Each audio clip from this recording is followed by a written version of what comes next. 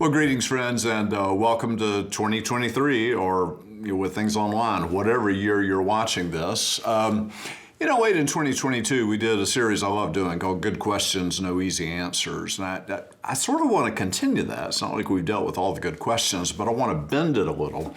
And not just think about good questions, but also related to, where things happen. Now, some of this is me.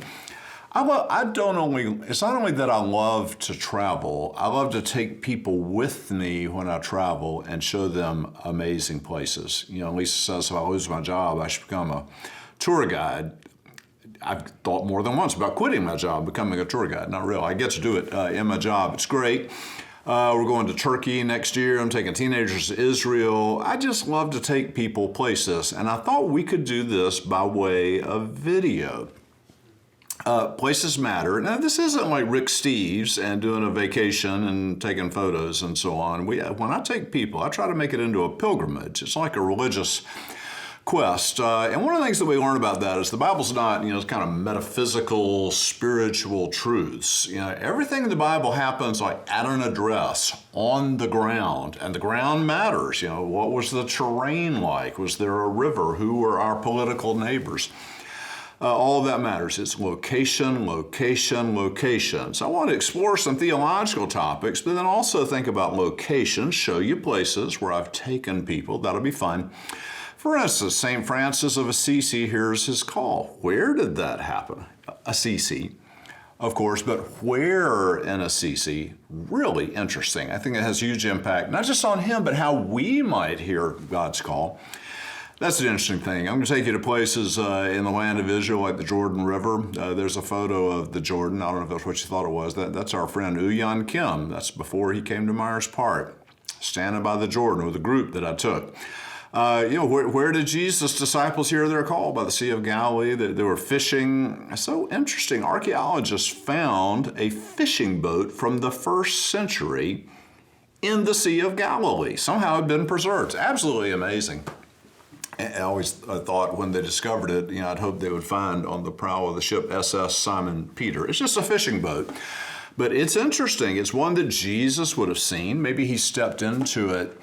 It also reminds us, these guys were real fishermen in real boats on a real body of water, catching real fish and so on. Absolutely amazing.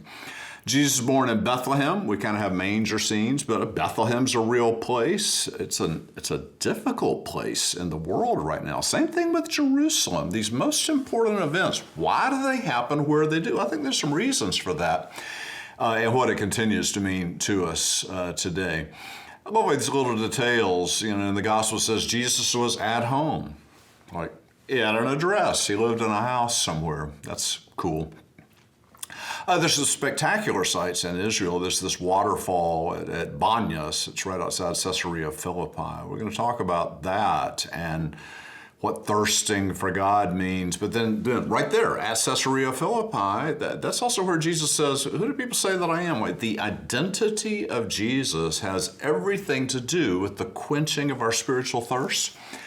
We'll talk about that in location. The other thing that happens when we go to really important places is we meet amazing people. One of the great privileges of my job is I have met some of the world's most amazing people. I'm going to introduce you to some of them. Some of them I'm actually going to have them talk on screen with me. Others I'll just tell you about them. One is a woman in Lithuania I met named Regina. She's like a banshee for Christianity she's just absolutely stunning. I'll introduce you to her. I got to go to Poland recently. We saw people there heroically working to help refugees from Ukraine. We'll talk about them. We'll talk about people that are holy, their passionate service, but what it all means to me and where they do it matters.